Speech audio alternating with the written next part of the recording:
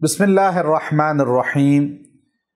انسان جب امراض کا شکار ہوتا ہے، بیماریاں اس پر آتی ہیں، تکالیف آتی ہیں، تو وہ بہت کرب کے اندر مبتلا ہوتا ہے۔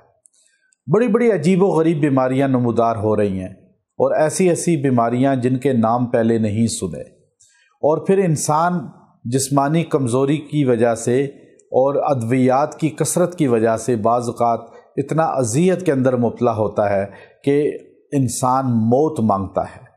یاد رکھیے، مریض کو اللہ کی رحمت کی طرف لانا چاہیے، اور مریض کو خود بھی اپنا تعلق اللہ سے جوڑنا چاہیے، اور اس میں مرض میں کمی آتی ہے۔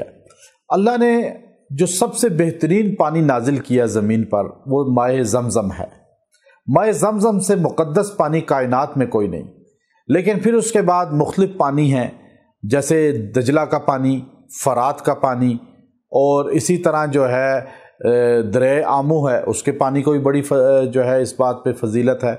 لیکن اللہ نے جو ایک پانی نازل کیا آسمان سے، جسے ہم بارش کہتے ہیں، بارش کا پانی بھی بڑا شفا والا پانی ہے۔ اس پانی کو اکثر لوگ نظر انداز کر دیتے ہیں۔ یاد رکھیے، وہ زمین پر گرنے سے پہلے جو بارش کا پانی ہے، تھوڑی دیر بارش ہونے دیں۔ جب بارش تھوڑی دیر ہو جائے اور آلودگی پانی سے ختم ہو جائے، تو پھر جو بارش کا پانی گرتا ہے اسے کسی برتن کے اندر جمع کیا جائے، اور ڈائریکٹ آسمان سے گرے، کسی تھال کے اندر، کسی کھلے برتن کے اندر اس کو جمع کریں، اور اس پانی کو آپ پھر استعمال کریں کسی بھی لا علاج مرض کے لیے۔ اللہ اس میں سے شفا عطا فرمائے گا۔ میں نے اپنی کتاب وظائف الصالحین میں 10 سال سے زائد عرصہ ہو چکا ہے یہ وظیفہ دیا ہے، اور یہ خاص عمل ہے۔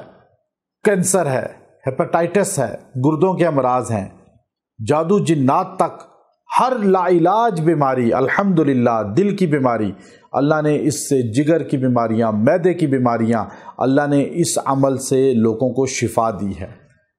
بے شمار لوگ ہمارے پاس آئے، لا علاج امراض کا شکار، کینسر کے لوگ۔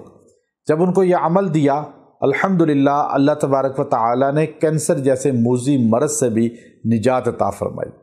اب آپ پانی جمع کریں، اس پانی پر 4 قل اور سورہ فاتحہ آپ نے 70 مرتبہ دم کرنی ہے۔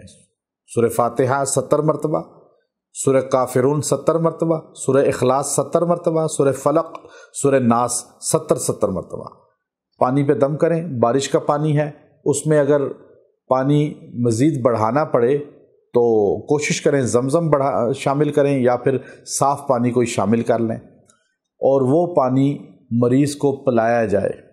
اگر مریض غسل کر سکتا ہے تو بہت اچھا ہے، تھوڑے پانی سے غسل بھی کر لے۔